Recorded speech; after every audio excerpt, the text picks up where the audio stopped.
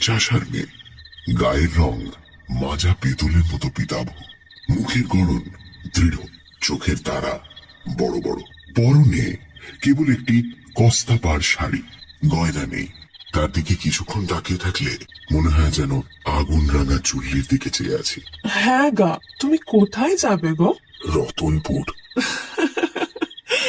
রতনপুর? সে তো অনেক দূর গো, যেতে যেতেই রাত হয়ে যাবে, পৌঁছতেই পারবে না। তাহলে গ্রামে কি কোথাও থাকবার জায়গা আছে?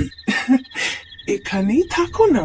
যদি অসুবিধা না হয় এখানেই থাকবো। তোমার নাম কি? কামিনী। চোখ বুজে অনেকক্ষণ শুয়ে থাকবার পর তিনি আচ্ছন্নের মতো হয়ে পড়েছিলেন। হঠাৎ চটকা মেরে গেল।